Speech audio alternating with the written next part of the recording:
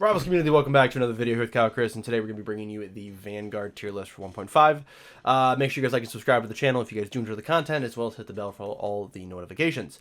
So, we saw some changes to the Vanguard, the format with this new patch. So we did see some changes to the likes of Magneto and Doctor Strange, as well as some buffs to some other characters, and the introduction of the Thing, which I'm going to talk about last in this video, because Thing is the new character, so we're talking about him last. So we will start off with Captain America, good old Steve Rogers, and who saw a pretty big buff and some quality, I won't say quality of life changes, but some balance changes, where now you can use your shield while you jump, and also your shield projectile travels faster, which is all really good. Your ultimate also was reduced cooldown as well.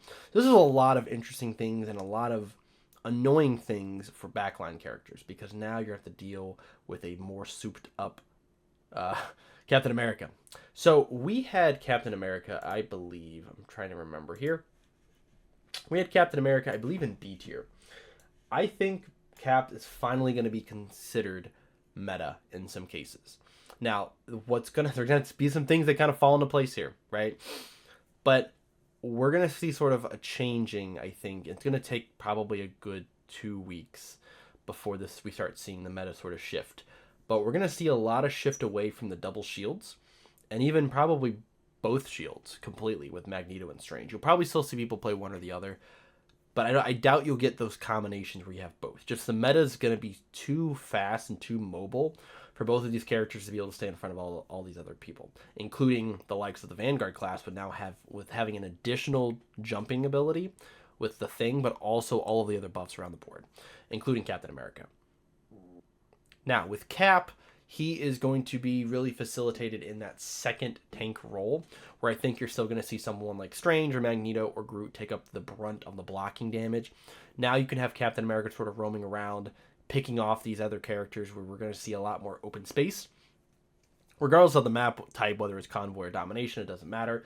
I think Cap's going to finally kind of cement himself as a viable character. It only took a season and a half for them to do that, but that's good. I still do think he needs some changes to his whatever the toggle ability is, where he can run faster. I think they need to change that just to a passive, and then they need to give him they need to give him a third ability. Whatever that third ability, whatever they want to give him, I think they need to give him something. And then if they do that, he will probably be one of the best Vanguards in the game, because that ability is really useless. It's basically, I can compare it to similar to Ashe from League of Legends, where she had an ability at the beginning of the game that just dealt frost damage, and you didn't have to do anything. You just had to toggle it. So those type of toggle abilities are really bad in these type of video games. So hopefully they change that. We're going to talk about Doctor Strange. So Doctor Strange, probably the most picked tank in all of Season 0 and Season 1.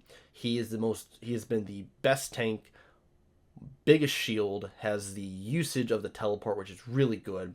He's got a little bit of movement and escaping ability with his float, and then obviously Eye of Agamotto is a really powerful ultimate. Now, with these changes, he also did receive, in the new patch, he did receive a health reduction, so he lost 50 health.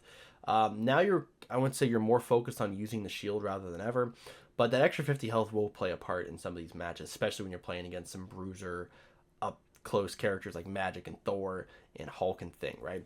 So because of this, I think we're going to see a slight decline in Strange, going down from A tier to A tier from his spot in S tier. This, as a counterpoint, I think Magneto now becomes the de facto primary tank for most characters when they need to build that wall.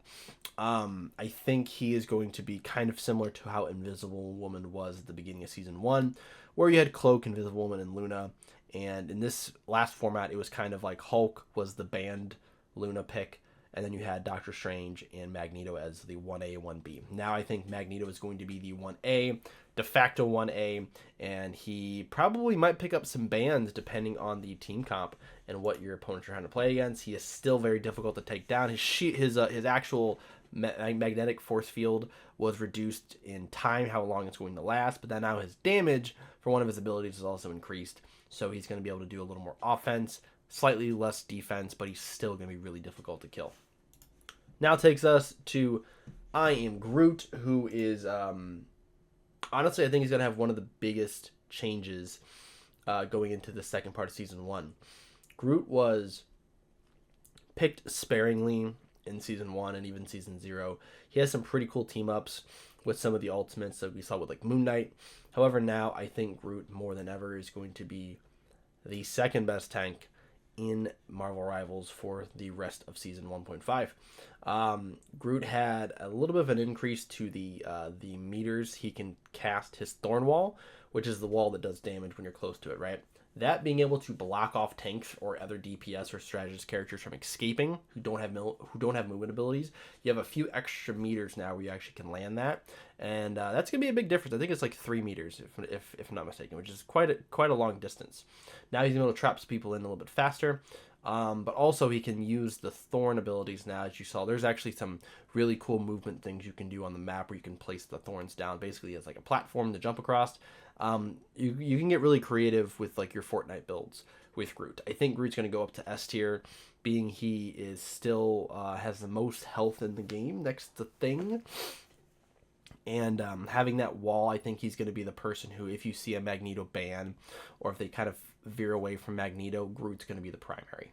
Going next into Mr. Bruce Banner, who didn't see any nerfs to his actual kit, but he did see a nerf to his team-up ability with the Gamma Charge, to where he's no longer giving as much damage to Doctor Strange. Now, this is into Iron Man, technically, so you're going to see kind of, I would say, a reduced amount of Hulk bans, but I think now is the best time to actually play Hulk, because now Hulk is going to... you can actually play him without probably having to worry about him being banned. People will probably still ban him until they realize they don't need to, and they need to be using the ban for something else, like Black Panther or Spider-Man or Magic or something else like that.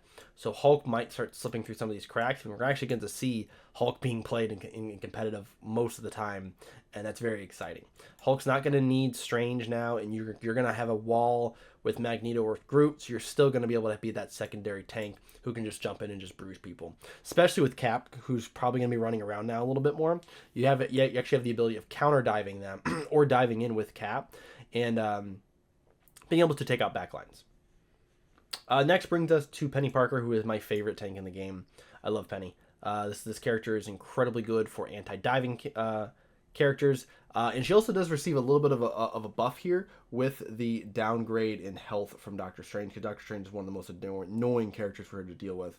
However, so Penny is very good, and she has some situations where she's absolutely fantastic.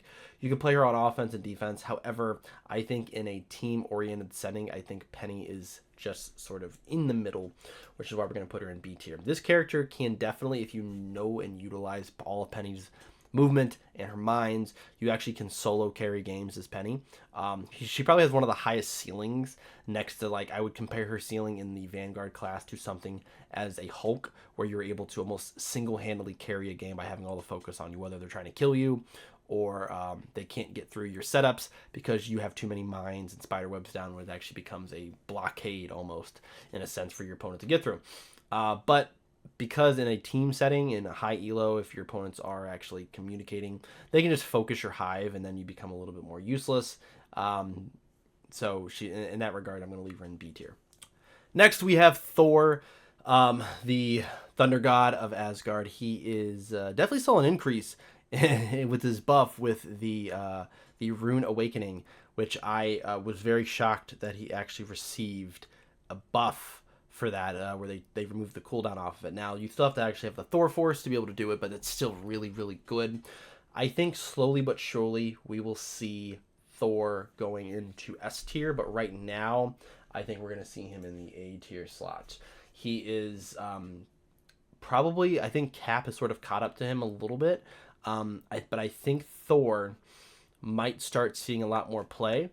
Especially if you can get the Storm on your team, and that's going to be the tricky part. If people are going to start banning Storm because of the team up with Human Torch, Thor kind of loses a little bit of power. But I think his power up ability with Storm and just having that synergy. I know it's not a ton of damage. I play Storm. I know it's not a lot, but it's still pretty good to have, right?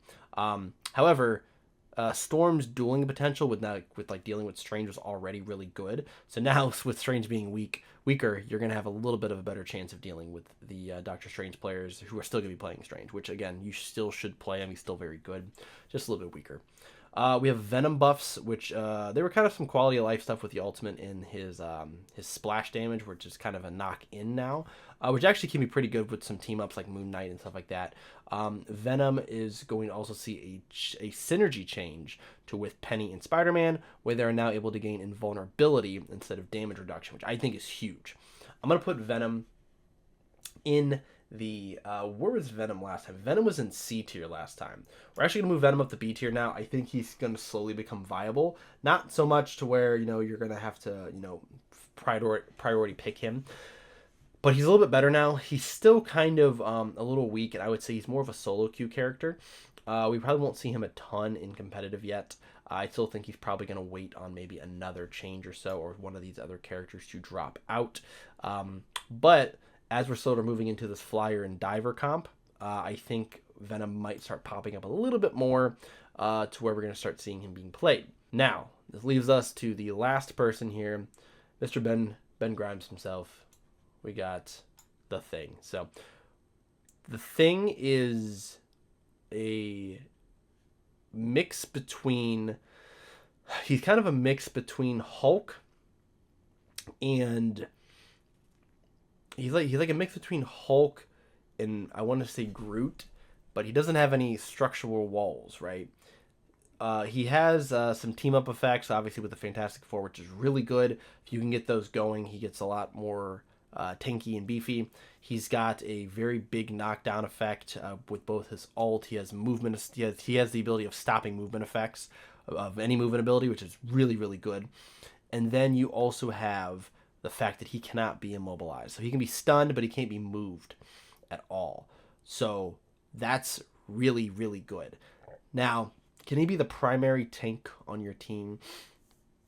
Probably not. You would need to have triple support to keep him alive because he doesn't really have anything that's stopping him from taking damage, right? He doesn't need to have like a gamma shield or anything. He has the ability of getting a shield buff when he goes into his charge mode, but that's it. He's not really blocking any other damage, right? He's just kind of like soaking up damage. But his dueling potential is really good. And if you have personally, even if you have like Thor and Thing, that becomes really difficult to deal with because you have Thor's Rune Awakening ability kind of dealing damage from you at long range. Also being able to jump in and spam his dash with Mjolnir.